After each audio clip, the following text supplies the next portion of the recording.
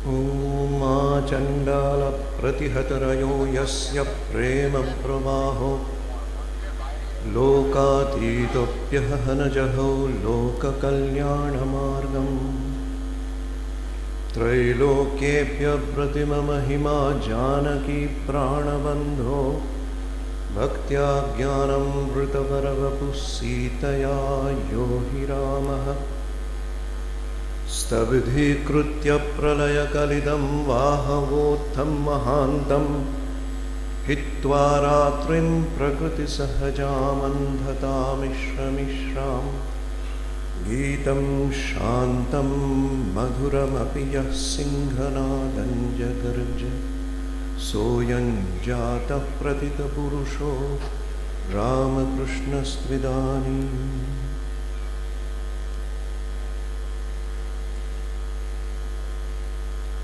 আজকের বিষয় শ্রীরামকৃষ্ণের জীবনী ও বাণী। মঞ্চে উপস্থিত পূজ্যপাদ স্বামী শিবমানন্দজি মহারাজকে আমার প্রণাম জানাই। মঞ্চে উপবিষ্ট সন্ন্যাসী বৃন্দ, স্বামী আত্মপ্রিয়ানন্দজি এবং স্বামী বিমোহানন্দজি, অন্যান্য পূজ্যপাদ সন্ন্যাসী বৃন্দ, ব্রহ্মচারী বৃন্দ, তাদের যথাযোগ্য প্রণাম নমস্কার জানাচ্ছি। উপস্থিত শ্রীরামকৃষ্ণ ভক্তমণ্ডলী, আপনারা শ্রীরামকৃষ্ণের জীবনী অনেকেই পড়েছেন এবং এটাও ঠিক যে এই সামান্য সময়ের মধ্যে শ্রীরামকৃষ্ণের জীবনীর সবটা আলোচনা করা সম্ভব নয়। সেই জন্যে ভালো হয় যে ঠাকুরের কোনো একটি বিশেষ দিক নিয়ে আমরা যদি আলোচনা করি, যেটা আমাদের শ্রীরামকৃষ্ণ সাধনার অঙ্গীভূত, সেরকম একটি দিক পূর্ব নির্ধারিত করেছিলাম বেদান্ত রূপ শ্রীরামকৃষ্ণ ও সেবা যোগ। আজকের যে উদ্বোধনী সঙ্গীত, সেখানেই এই প্রসঙ্গটির সূচনা হল। অরূপ সায়রে লীলা লহরী উঠিল মৃদুল করুণাবায়, আদি অন্তহীন অখণ্ডে বিলীন মায়ায় ধরিলে মানবকায়। শ্রীরামকৃষ্ণের যে রূপ, সেই রূপ স্বামী প্রেমেশানন্দজি বলছেন মায়ায় ধরিলে মানবকায়, অর্থাৎ এই রূপ একটি প্রতীতি এবং শ্রীরামকৃষ্ণের এই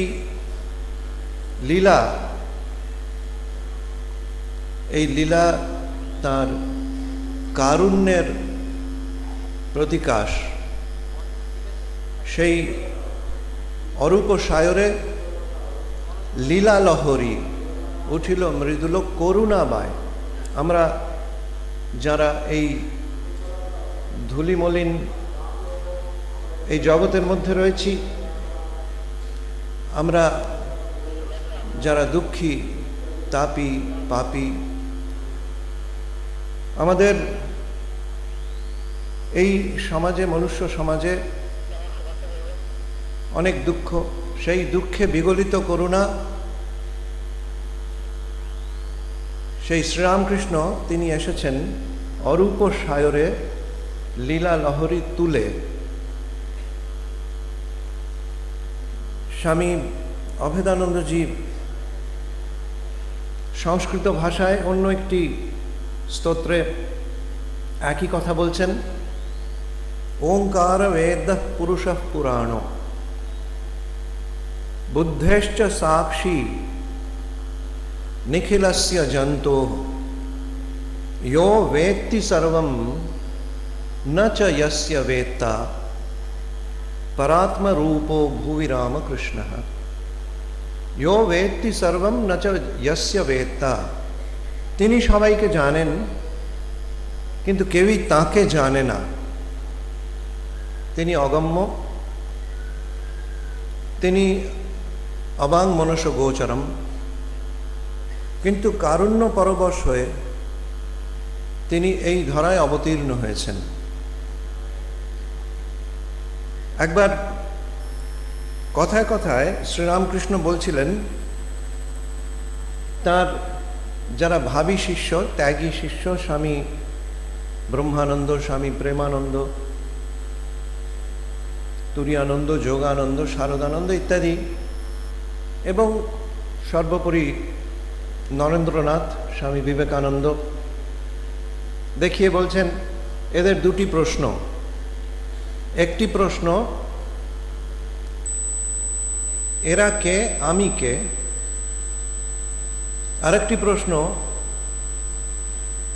আমার সঙ্গে তাদের সম্পর্ক কি?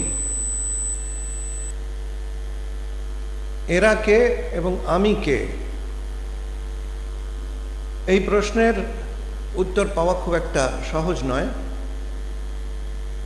কারণ যিনি মায়ায় দেহ ধারণ করে আসেন, সেই চূড়ান্ত অদ্বৈত অনুভূতিতে যাকে অনুভব করা যায়, অনুভব গম্য, সেই অনুভবগম্য সত্তাকে ভাষায় ব্যাখ্যা করে কোনো প্রশ্নের উত্তর দেওয়া সম্ভব নয়। সেই জন্যে নানানভাবে এটার ব্যাখ্যা বিভিন্ন লোকে করেছেন। শ্রীরামকৃষ্ণ নিজেও কখনো কখনো তার ইঙ্গিত দিয়েছেন। স্বামীজি এই প্রশ্নের উত্তর দিয়েছেন আমাদের সন্ধ্যা আরাত্রিক ভজনে, খণ্ডন ভববন্ধন জগবন্ধন বন্দিতমায়। এটিকে দুভাগে ভাগ করলে প্রথম 4টি শ্লোক, পরের 4টি শ্লোক, সেখানে এই প্রশ্নের উত্তর আমরা খুঁজে পাই। এবং নানান লোকে নানাভাবে তার কাছে প্রার্থনা করেই এই উত্তর জেনেছেন। প্রার্থনা করে, ধ্যান এবং আত্মত্যাগের মাধ্যমে। এই প্রার্থনার প্রসঙ্গ যখন আসছে, তখন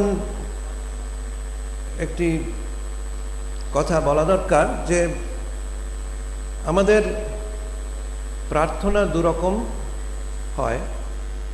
একটি প্রার্থনা আমাদের মনের ঐহিক বাসনা পরিপূর্তির জন্য হয়, কিন্তু ঠাকুরের যে ত্যাগী শিষ্য যারা ছিলেন, তাদের মনের মধ্যে ঐহিক বাসনা পূরণের কোনো প্রার্থনা ছিল না। সেই প্রার্থনা তারা করতেন না, যদিও অন্য প্রার্থনা করতেন। তারা জ্ঞান ভক্তি প্রার্থনা করতেন, যেটা আপনারা জানেন। স্বামী বিবেকানন্দ তখন নরেন্দ্রনাথ দক্ষিণেশ্বরে কালী মন্দিরে গিয়ে বারবারই চাইছেন যে আমাকে জ্ঞান দাও, ভক্তি দাও, বৈরাগ্য দাও। এবং এই প্রার্থনা যেমন মিষ্টির মধ্যে পড়ে না, তেমনি এই প্রার্থনা কোনো বাসনা কামনার মধ্যেও পড়ে না। কিন্তু সাধারণভাবে 4 রকম ভক্তের কথা বলা হয়েছে গীতাতে। আর্ত, জিজ্ঞাসুর অর্থার্থী, জ্ঞানী চ ভরতর্ষভ। আর্ত, জিজ্ঞাসু, অর্থার্থী, এই 3 রকম ক্যাটাগরির কথা বলা হয়েছে। এবং শেষকালে বলছেন তেষাং জ্ঞানী নিত্যযুক্ত এক ভক্তির বিশিষ্যতে। সে জ্ঞানীকেই তিনি শ্রেষ্ঠ বলছেন এবং দেখা যায় যে শুদ্ধ জ্ঞান এবং শুদ্ধা ভক্তির মধ্যে কোনো পার্থক্য নেই। আসলে আর্ত জিজ্ঞাসুর অর্থার্থী তাদের ভক্ত যদিও বলছেন, কিন্তু তাদের ভিতরে একটা দুঃখ রয়ে গেছে। আর্ত, বিপন্ন, বিপদগ্রস্ত, সেই ঈশ্বরের কাছে তিনি প্রার্থনা করছেন, আমাকে বিপদমুক্ত করো। অর্থার্থী, তিনি অর্থ চাইছেন, তার অর্থ নেই, টাকা পয়সা নেই, তিনি চাইছেন অর্থ, অর্থার্থী। এর থেকে একটু উচ্চ স্তরের ভক্ত, তিনি জিজ্ঞাসু, জিজ্ঞাসা করছেন, আচ্ছা মৃত্যুর পরে কিছু আছে? মানুষের অনন্ত সত্তা বলে কিছু আছে, না মৃত্যুতেই সব শেষ হয়ে যায়? এই ধরনের নানা প্রশ্ন তার মধ্যে রয়েছে। এই তিন রকম ভক্ত, তাদের দুঃখ যাতনা রয়েছে, কিন্তু ঠাকুরের যারা ত্যাগী শিষ্য ছিলেন তাদের দুঃখ যাতনা ঠিক ওই পর্যায়ের নয়। তাদের দুঃখ যাতনার চরিত্রটা আলাদা। তাদেরও ভিতরে দুঃখ ছিল, যন্ত্রণা ছিল। যত উচ্চ তোমার হৃদয়, তত দুঃখ জানিহ নিশ্চয়। স্বামীজি বলছেন তার কবিতার মধ্যে, যত উচ্চ তোমার হৃদয়, তত দুঃখ জানিহ নিশ্চয়। সেই দুঃখ স্বামীজি নিজের মধ্যে যে দুঃখের প্রকাশ আমরা দেখেছিলাম, স্বামীজি কাঁদছেন, বলছেন যে আমার হৃদয়টা বড় হয়ে গিয়ে ফেটে চৌচির হয়ে যাবে। এখানে নিজের ঘরে বারান্দায় মাথা ঠুকে কাঁদছেন যে ওরে আমার দুঃখ কেউ বুঝলি না। সেই দুঃখের যে চরিত্র আর আমাদের দৈনন্দিন সাংসারিক দুঃখের যে চরিত্র, এই দুটোর মধ্যে অনেক তফাৎ। যে যার চিন্তা করে সে তার সত্তা পায়। ঠাকুর কথামৃততে বলেছেন, আমরা লীলা প্রসঙ্গেও পেয়েছি, সেখানে দেখা যায় যে শ্রীরামকৃষ্ণকে চিন্তা করে ঠাকুরের যারা ত্যাগী শিষ্য, তারা এক একটি বিশেষ বিশেষ গুণে গুণান্বিত হয়েছিলেন। শ্রীরামকৃষ্ণের অনন্ত রূপ, এবং সেই অনন্ত রূপের এক একটা দিককে প্রকাশিত করেছিলেন স্বামীজির অন্যান্য গুরু ভাইরা সকলে মিলে। সেই জন্য একজন বরিষ্ঠ সন্ন্যাসী একবার বলেছিলেন যে ঠাকুরকে ঠিক ঠিক বুঝতে গেলে ঠাকুরের 16 জন শিষ্যের জীবনী আমাদের বোঝা দরকার, কারণ সেই 16 জন শিষ্যের জীবনের যে বিশেষত্ব, সেই বিশেষত্বগুলিকে একটা সংগঠিত করলে শ্রীরামকৃষ্ণের রূপটি ভেসে ওঠে, যথার্থ রূপ ভেসে ওঠে। দেখুন বাবুরাম মহারাজের একটা বিশেষ দিক, স্বামী রামকৃষ্ণানন্দ মহারাজ তার একটা বিশেষ দিক, স্বামী ব্রহ্মানন্দ, স্বামী শারদানন্দ, প্রত্যেকে তাদের নিজের জায়গায় অত্যন্ত বৈশিষ্ট্যপূর্ণ, অরিজিনাল। একবার স্বামীজি বলেছিলেন যে hour Guru was original and each one of us must be either original or zero. সেই জন্যে ঠাকুরের শিষ্যদের আমরা দেখি প্রত্যেকে অরিজিনাল।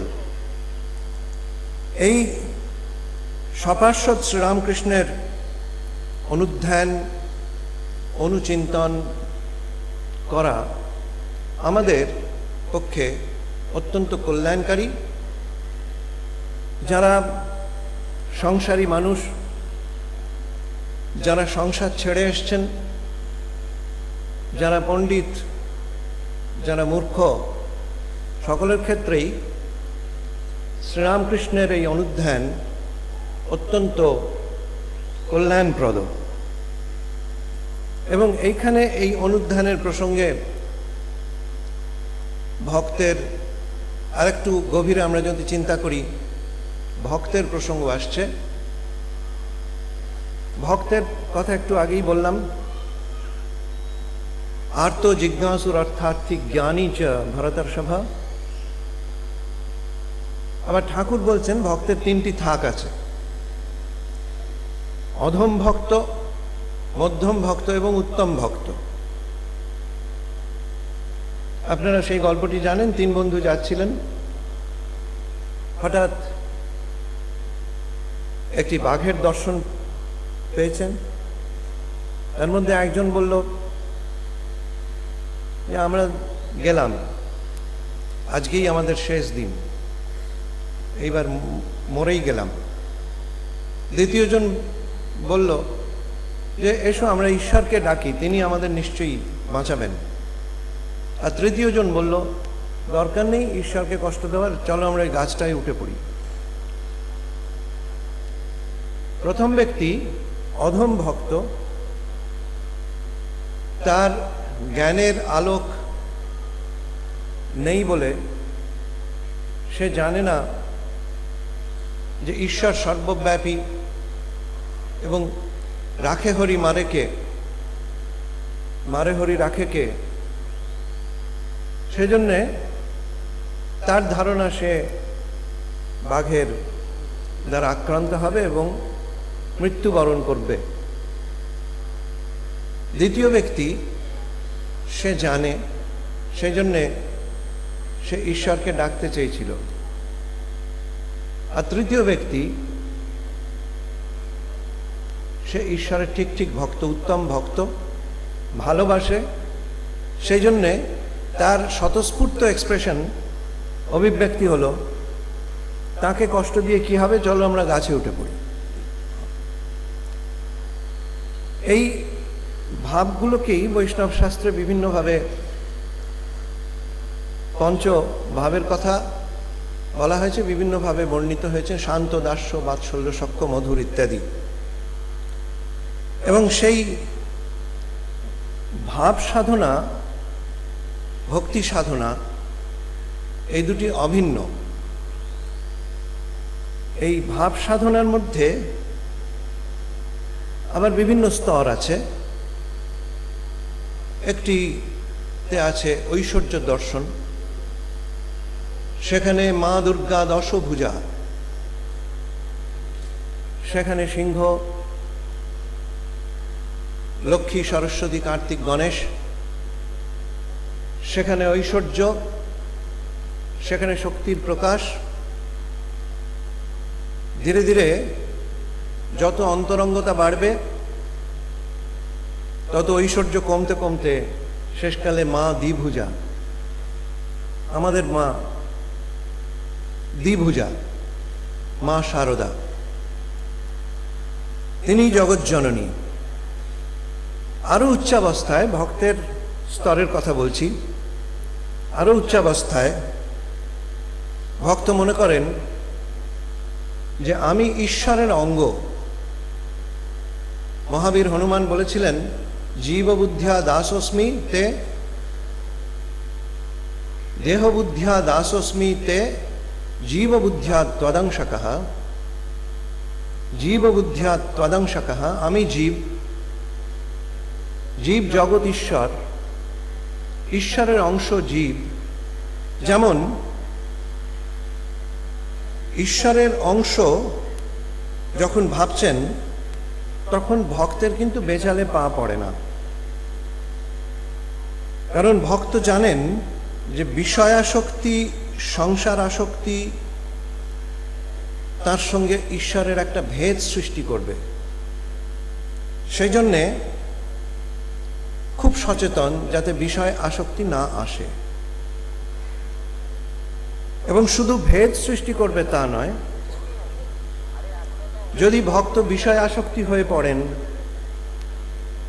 তাহলে আমাদের গায়ে ক্ষত হলে যে ধরনের বেদনা অনুভূত হয় ঈশ্বরেরও সেই রকম একটি ক্ষত তৈরি হবে এবং ঈশ্বরেরও একটি বেদনা, তার ভিতরে বেদনা অনুভূত হবে।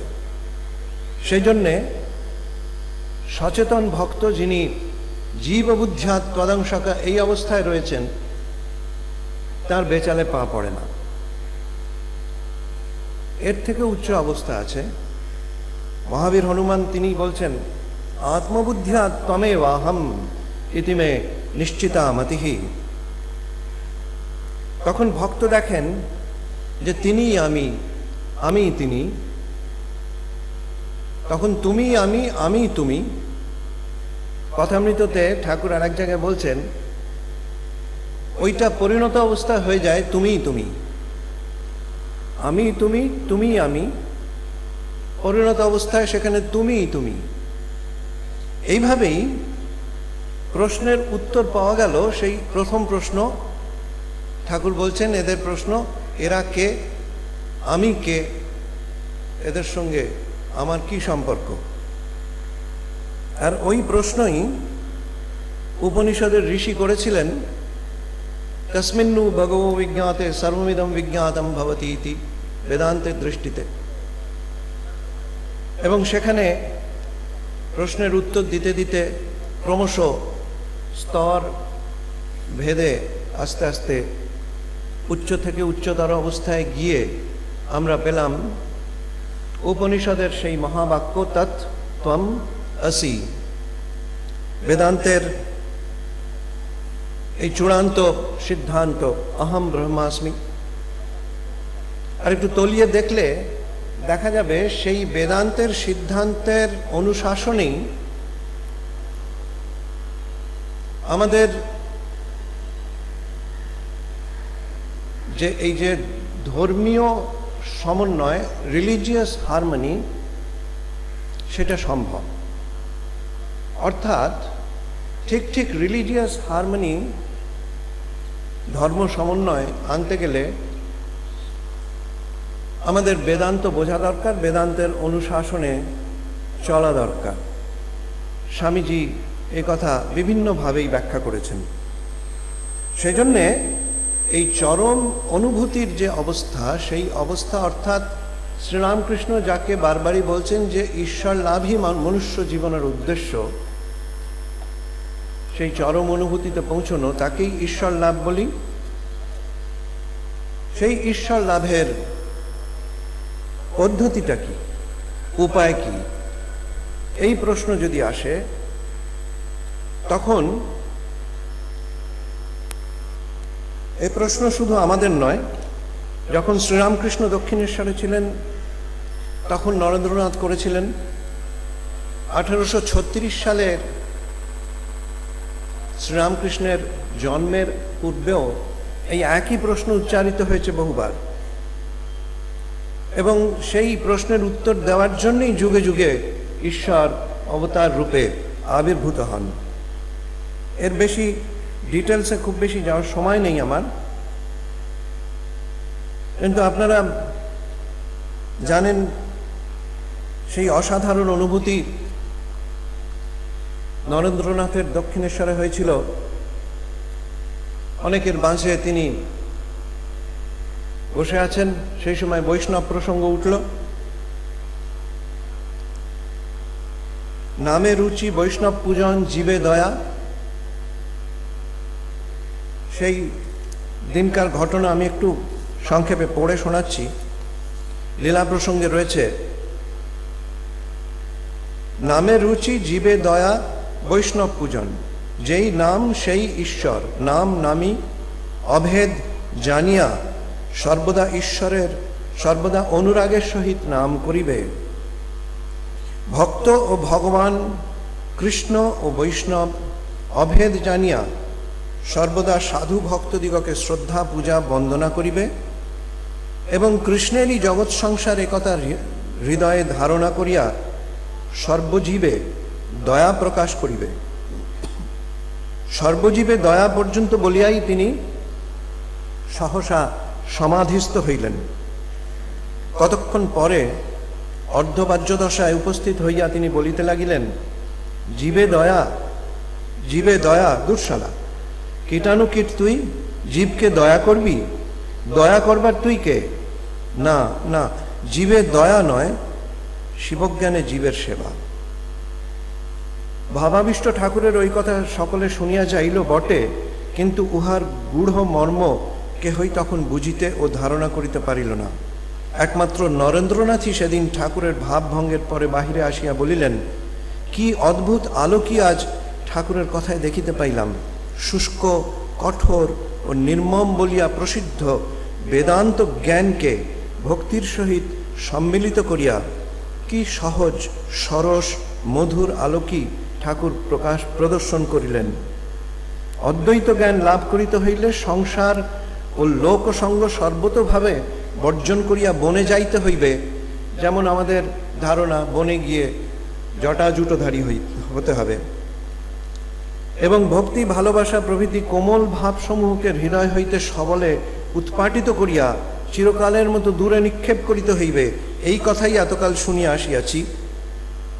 ফলে ওইরূপে উহা লাভ করিতে যাইয়া জগৎ সংসার ও তন্মধ্যগত প্রত্যেক ব্যক্তিকে ধর্মপথের অন্তরায় জানিয়া তাহাদিগের উপরে ঘৃণার উদয় হইয়া সাধকের বিপদে যাইবার বিশেষ সম্ভাবনা।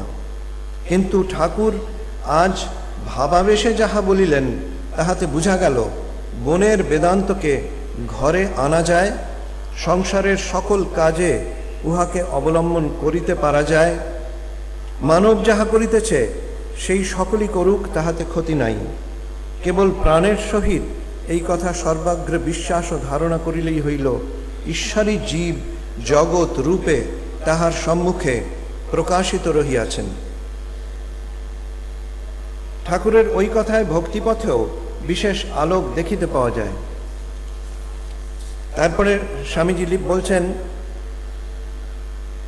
তখন শিবজ্ঞানে জীব সেবারূপ কর্মানুষ্ঠান যে কর্তব্য, এবং উহা করিলেই তাহারা লক্ষ্যে আসুক, পৌঁছাইবে, এ কথা বলিতে হইবে না। যাহা হোক, ভগবান যদি কখনো দিন দেন, তো আজি যাহা শুনিলাম এই অদ্ভুত সত্য সংসারে সর্বত্র প্রচার করিব। পণ্ডিত, মূর্খ, ধনী, দরিদ্র, ব্রাহ্মণ, চণ্ডাল সকলকে শুনাইয়া মোহিত করিব। এই শিবজ্ঞানে জীবের সেবা করতে গেলে যে দৃষ্টির প্রয়োজন, সেই দৃষ্টি ঠাকুর নিজেই বলছেন। এই শিবজ্ঞানে জীব সেবা করার জন্য চাই সেই দৃষ্টি। একটুখানি কথামৃত থেকে পড়ে শোনালে বুঝতে পারবেন। মাস্টার, আজ্ঞা নিরাকার আমার এইটি ভালো লাগে, শ্রীরামকৃষ্ণ তা বেশ, একটাতে বিশ্বাস থাকলেই হলো। নিরাকারে বিশ্বাস তা তো ভালোই, তবে এ বুদ্ধি করো না যে এইটি কেবল সত্য আর সব মিথ্যা। এইটি যেন যে নিরাকারও সত্য আবার সাকারও সত্য। তোমার যেটি বিশ্বাস সেটিই ধরে থাকবে। মাস্টার দুই সত্য, এই কথা বারবার শুনিয়ে অবাক হইলেন।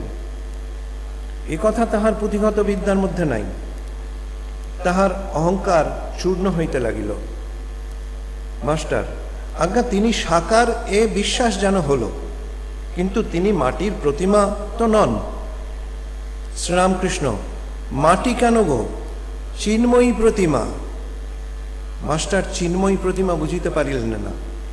এই ভক্তের দৃষ্টি চিন্ময়ী প্রতিমা, ঠাকুর যেটা আমাদের কাছে এক্সপেক্ট করছেন, ভক্তের কাছে যা ঠাকুরের আশা, প্রত্যাশা, বলিলেন আচ্ছা যারা মাটির প্রতিমা পূজা করে তাদের তো বুঝিয়ে দেওয়া উচিত যে মাটির প্রতিমা আর ঈশ্বর, আর মাটির প্রতিমা ঈশ্বর নয়, আর প্রতিমার সম্মুখে ঈশ্বরকে উদ্দেশ্য করে পূজা করা উচিত। শ্রীরামকৃষ্ণ বিরক্ত হইয়া, তোমাদের কলকাতার লোকের ওই এক, কেবল লেকচার দেওয়া আর বুঝিয়ে দেওয়া। আপনাকে কে বোঝায় তার ঠিক নাই, তুমি বুঝাবার কে? যার জগৎ তিনি বুঝাবেন। যিনি এই জগৎ করেছেন, চন্দ্র সূর্য, জীবজন্তু করেছেন, জীবজন্তুতে খাবার উপায় পালন করবার সব ব্যবস্থা করেছেন, মা বাপের স্নেহ করেছেন, তিনিই বুঝাবেন। এই প্রসঙ্গেই ঠাকুর এই সেবাযোগের কথা আছে, সেটা বলছেন সেবাযোগের মধ্যে স্বামীজির 4টি যোগ, ভক্তিযোগ, কর্মযোগ, জ্ঞানযোগ এবং রাজযোগ বা ধ্যান যোগ, মনকে একাগ্র করা, এই সেবাযোগের মধ্যে ঢুকে আছে। কথামৃততেই ওই দিনই বলছেন, দ্বিতীয় দর্শন, প্রথম দর্শনের দিন, দ্বিতীয় নয়, প্রথম দর্শনের দিনেই রয়েছে, বলছেন সব কাজ করবে কিন্তু ঈশ্বরেতে মন রাখবে। তখন ওই বড়লোকের বাড়ির দাসীর কথা তিনি বলেছেন, আপনারা জানেন, কিন্তু পরেই বলছেন কিন্তু সঙ্গে সঙ্গে বিচার করবে। সব কাজ করবে কিন্তু ঈশ্বরেতে মন রাখবে, কর্মযোগের কথা। দ্বিতীয়, কিন্তু সঙ্গে সঙ্গে বিচার করা খুব দরকার, জ্ঞান যোগের কথা। তৃতীয়, ওরই পরে খানিকক্ষণ পরে বলছেন ধ্যান করবে মনে বনে কোণে, অর্থাৎ মনকে একাগ্র করা, ধ্যান করা, নিজের ভিতরের যে অষ্টাঙ্গ যোগের মাধ্যমে নিজের ভিতরের শক্তিকে জাগ্রত করা, কুণ্ডলিনী শক্তিকে জাগ্রত করা, সে কথা ওখানেই বলছেন। আর শেষে আবার বলছেন আর ঈশ্বরের নাম গুণগান সর্বদা করতে হয়। ভক্ত ঈশ্বরের নাম গুণগান করেন, হরিকথা সংকীর্তন, কথাদিষু ইতি গর্গ। গর্গ তিনি যখন ভক্তির সংজ্ঞা দিচ্ছেন তখন বলছেন কথাদিষু, অর্থাৎ এই কথার মাধ্যমে ঈশ্বরের নাম গুণগান করার মাধ্যমেই আমরা ঈশ্বর লাভ করব, এই ভক্তির সংজ্ঞা। এই অবস্থার পরে ভক্তের কি অবস্থা হয়, আরো উচ্চাবস্থা। তখন ওই কথাটি আমি আরেকবার স্মরণ করতে চাই। আজ্ঞা, তিনি সাকারে বিশ্বাস যেন হলো, কিন্তু মাটির প্রতিমা তো তিনি নন। তখন ঠাকুর বলছেন মাটি কেন গো, চিন্ময়ী প্রতিমা। আমি শ্রীরামকৃষ্ণের দৃষ্টিতে সেবাযোগ, যে সেবাযোগের কথা প্রথম আমি শুনেছিলাম স্বামী গম্ভীরানন্দজির বক্তৃতায়, যে সেবাযোগ জ্ঞান, ভক্তি, কর্ম এবং রাজযোগ সবকটিকে একসাথে নিয়ে চলে। এবং পরবর্তীকালে যখন শ্রীরামকৃষ্ণের জীবনী এবং কথামৃত পড়া বা গবেষণা যখন চলছে, তখন ভিতরে ভিতরে তখন এটাও অনুভূত হলো যে এই সেবাযোগের কথা স্বামীজি নতুন করে কিছু বলেননি, এটা তিনি শ্রীরামকৃষ্ণের কথাই বারবার বলেছেন, বিভিন্নভাবে বলেছেন। শ্রীরামকৃষ্ণের এই সেবাযোগের আদর্শে আমরা যাতে চলতে পারি সেই প্রার্থনা করে শ্রী শ্রী ঠাকুর, শ্রী শ্রী মা এবং স্বামীজির কাছে সেই প্রার্থনা করে আমার বক্তব্য শেষ করছি। নমস্কার।